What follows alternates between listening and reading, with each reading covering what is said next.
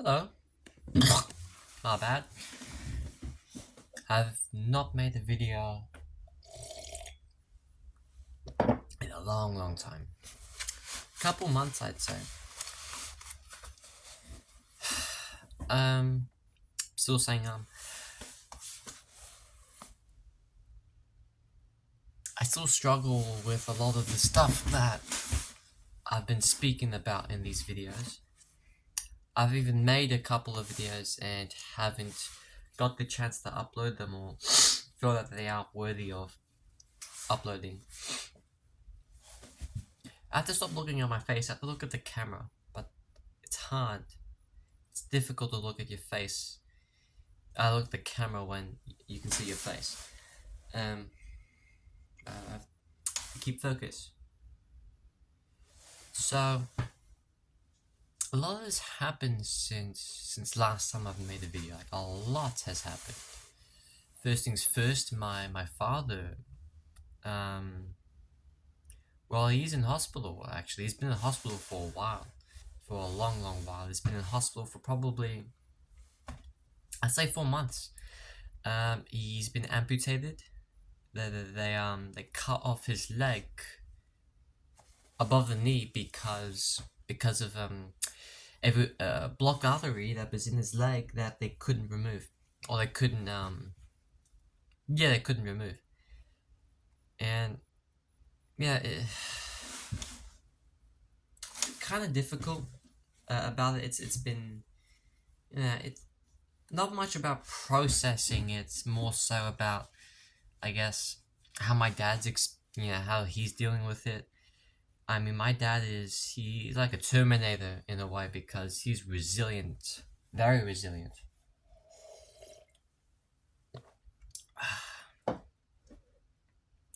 Yeah, my dad, he's a real champ.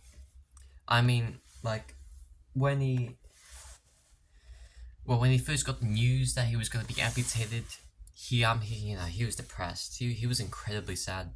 He couldn't, like, I remember, like, this was a couple weeks ago now, but when he got the amputate, oh no, when he was revealed that he would have to amputate, I mean, he was very, like, the best way I can say, he was very down. Like when someone loses a lot of money, well, I mean, bad example, but like they just kind of motionless. They're in their head. They don't really want to speak. They don't want to talk. They're just experiencing life.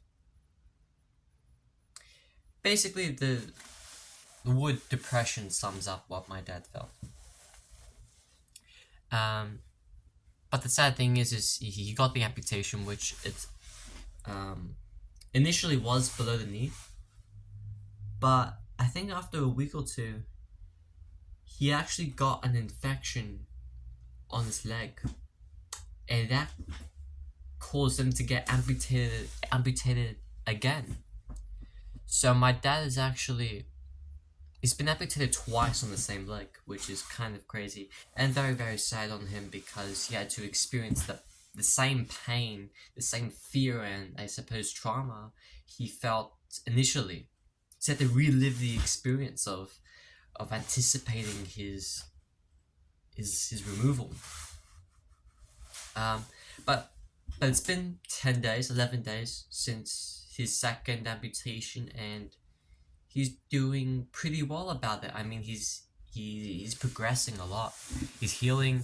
He's doing lots of physio. He's even able to with a not a cane but like a stroller, is able to I suppose hop from his room or his ward to the end and back. So he's progressing very well, and I mean, like, it's impressive for someone of I suppose of his mental state. Um, yeah, but I didn't start this video to talk about my dad. I made it to talk about myself, which may sound quite I suppose, self-indulgent or selfish, but I feel like these talks are at least but selfish.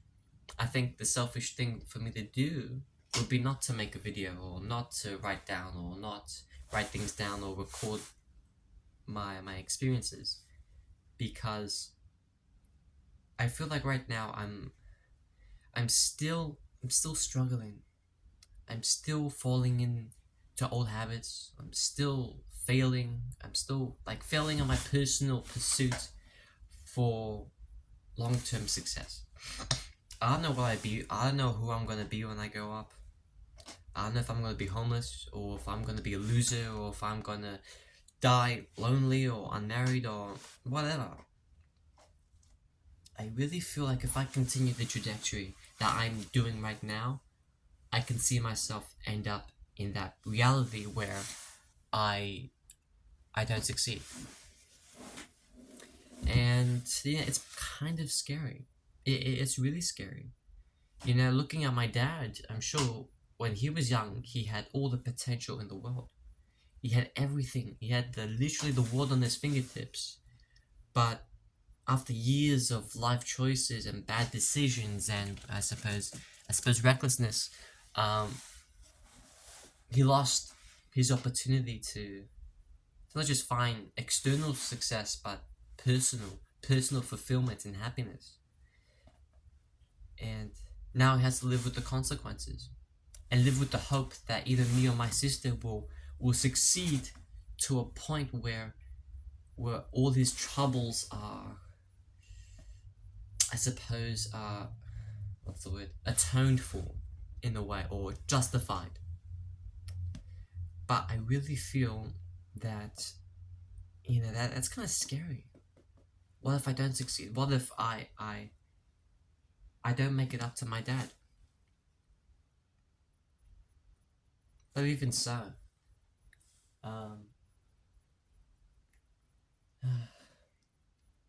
even so, I don't want to succeed just because my dad my dad wants me to, or relies on me to.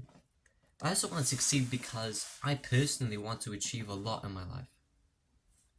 Not necessarily in regards to wealth or status, but in personal fulfillment. I want to. But you know something? That wasn't always the case though. Like, I used to think, or I still do even, I still do, when I think of achieving something, or I think of a goal, I think of the external rewards rather than the internal rewards. And an example for that, or to just explain what that means, is if say for example you're trying to exercise, you're trying to do sit-ups, you're trying to build abs, the external reward would be, I suppose, the I suppose, I don't know, maybe seeing yourself as superior, no, the status you receive when you exercise, right? Like the what's the word, the applause, or the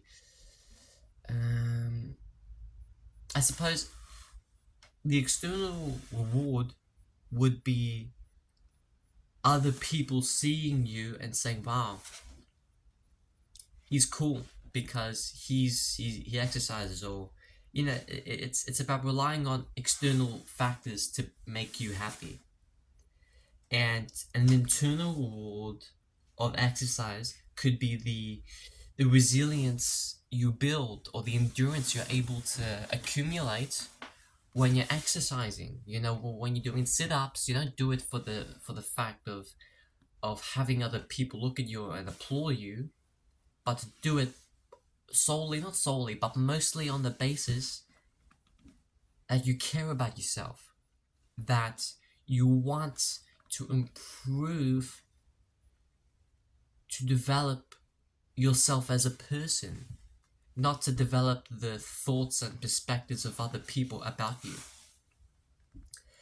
And it's pretty hard to I guess shift your mindsets onto that internal reward system. Like I kind of understand this as there are two types of artists, right? And one artist like fantasizes, or one upcoming artist fantasizes about the applause he will receive on his artworks, and the other artist fantasizes about, or the other upcoming artist fantasizes on the work itself. He fantasizes on the passion and the enjoyment that he will experience when he gives into art. And out of those two people, who do you think will find success? Do you think it's the person who does things for others to for, I guess, like who who does things for others to see him, for others to give him gratification and satisfaction?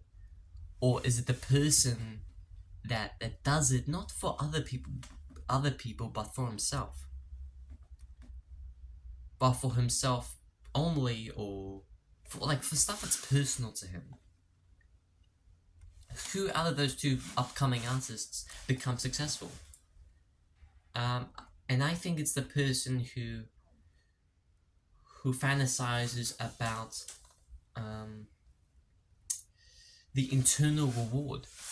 And I think that's because when you focus on a goal for reasons that are personal to you, that for reasons that intertwine with your brain and with yourself rather than others and how they see you, it makes you more resilient. For example, if someone who focuses on exercise solely on the fact that he wants others to look at him and think good of him, then maybe, say, someone maybe criticizes him, or a group of people criticize him, then all that, I guess, personal satisfaction or self-esteem he has is like a balloon, or like a water balloon, and it pops, and all of a sudden, like, the thing that you've been holding so dearly to your heart, have been trying to achieve, is no longer achievable. And then, then what's the purpose of trying to achieve it at all, right? If all of a sudden, if you do something for public applause, and then maybe something happens, and for whatever reason you can't receive applause anymore, then why do it? So when people, so when that happens to people, then they stop their craft.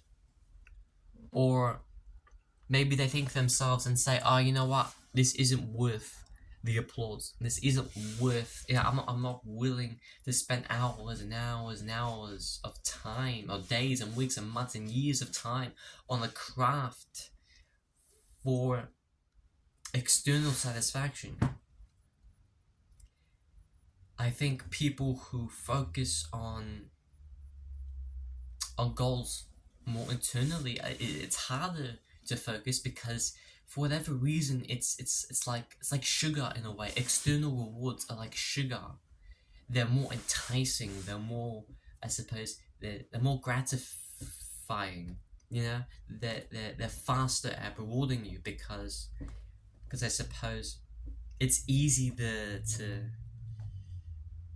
receive gratification from other people's perspectives. I'm wording this very weirdly, but yeah, I apologize for that. Yeah. But anyways, I kind of find it difficult to snap out of this perspective of doing things for gratification, or for others to see me and say, wow, that's a cool guy. No, not necessarily, oh, that's a cool guy. Or it's more like, oh, 1 second. Okay, right. My bad. My sister needed me to get her conditioner because she's in the shower. sad to pause the video. Right, but yes, I find it difficult to choose pursuing things for internal reward, and that's, I think, because it's harder to achieve internal gratification. It's harder to build self-respect. It's harder to build endurance. It's hard to be patient. You know, it's hard, and that's why I think it's I guess it's hard in comparison to external rewards. It's harder, like developing patience or self-respect, I think, is more difficult than gaining the recognition of others, than gaining the recognition of yourself in a way. So like in a way you do it out of a self-superiority complex. So you do it because you think you're better than others. It's easy to do that as well. Yeah, it's easy to fantasize about, to which makes it more enticing. But in the long term, it screws you over. And I know this, and I don't want it. I don't want to choose it, but it's very, very hard not to. Because I think it's maybe rooted in my brain somehow that to choose prioritizing people's recognition rather than pursuing things for a personal cause. But anyways, I was about to mention, I don't think I struggle with gaining recognition as much as recognition in the manner of others looking at me and saying, "Oh, that's a cool guy," or "Damn, I respect that guy." Not in that sense, but more so in the sense that, like, someone looks at me and says, "Wow, he's going places," or "Wow, he works hard." I think that's the type of thing my brain is fantasizing about. It's that external reward that others will look at me and say, "Huh, he's a competent, hardworking, and mature individual." But I know that I can't achieve that by an external means. I can't achieve it by hoping to do it for that reason. I actually have to get out of my comfort zone and do the thing itself, instead of fantasizing about doing it again and again and again. Because what happens then is that I fantasize about doing it, but I don't do it, which kind of, I think, solidifies in my brain that I can't actually do it, so I'd rather just fantasize about it. It's very difficult and annoying to battle with, because you're battling against yourself. You're battling against you as a person, which is very difficult for me, at least. And yeah, you can't see it, but I actually have my computer on me. I'll show you. My computer, it's turned off, but yeah, I've got my computer, my green mug, and I have, since it's the holidays, it's a 2-week holidays, I have holiday homework to complete, and a part of me doesn't want to complete it because I have a very bad habit of not doing that, of having free time and choosing it to do other things instead of hard things. It's not exclusively homework either, it's responsibilities that they provide me with a certain level of anxiety that kind of like frighten me in a way that I am persuaded to choose something like YouTube or music or entertainment to distract my mind. Now, talking about the anxiety I experienced, I think deserves its own reflection. But for now, I want to delve into the fact, onto the not the message, but the point that yeah, I have my computer on me. I have homework to complete, but I'm experiencing two different pathways. Either either I I spend this last week of holidays consuming, playing video games, or watching YouTube, or avoiding responsibility, or do I try to step out of my comfort zone and, though not fun or enjoyable or stimulating, try to do homework or try to read. I mean, I do read, but try to make good of your day. And right now, there's like a very this pleasurable feeling I'm experiencing. It's very weird. It's like ugh, like I don't want to do that. Like I would rather do something else. And something like YouTube, like I'm thinking about it right now, and it's almost like a refreshing beverage, in a way. The best way I think to describe it is when I'm completing homework at home. Specifically, it feels like I'm in a desert, and something like YouTube or entertainment or any sort of distraction that pulls me away from this type of responsibility feels like an ice cold beverage that like is so enticing because I'm in a desert. But I'm not in the desert, actually. This is an illusion. This is fake. But yet it feels so hard to pull off. It feels so hard to deny. So hard to say no to. But yeah, I know I've experienced such disappointment in my teenage years. I've experienced such I know what failure feels like, and I don't like it. I don't like waking up at 11 a.m. in the morning, having wasted most of my morning. I don't like that. I don't like feeling like a failure. I don't like being someone who has the potential to succeed and chooses not to take it. I want to be hardworking. I want to be successful. Whether that be in my career or in my personal life, I want something that can make me happy.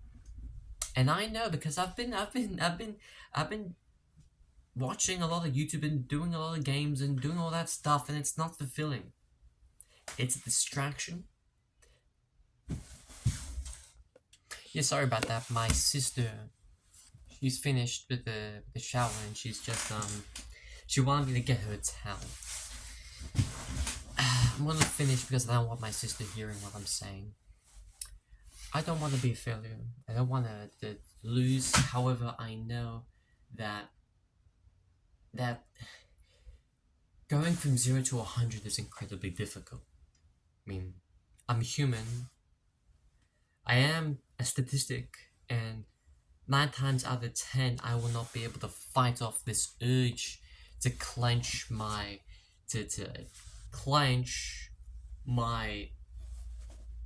desire to watch YouTube. Again, associating that with being in a desert and needing to drink water. So I'm just gonna tell myself this: rely on the 2-minute rule. Like, honestly, if you can't finish the work, that's fine.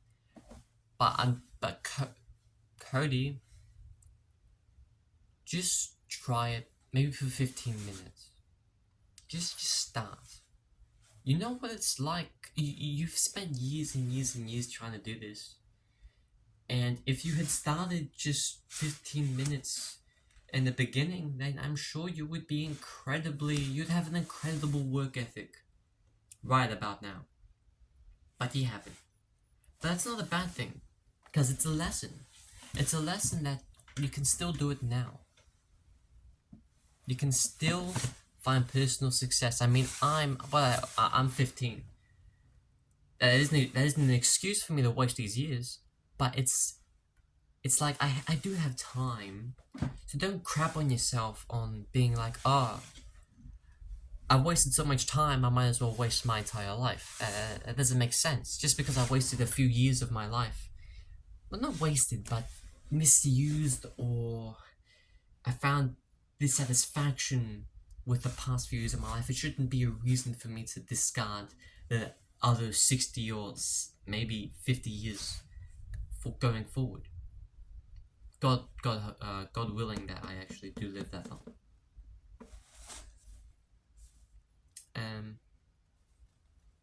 yeah. 2-minute rule or 15-minute rule, whatever. Start slow, build, make your way up, and hopefully you next time you do this, you make another video, you can comfortably say that I am in control of myself. I do not need to rely on external rewards to provide me with satisfaction. I can be strong, I can be resilient, and I can do things out of my own desire rather than one that is wanting of stimulation. And yeah, that's it. And yeah, bye.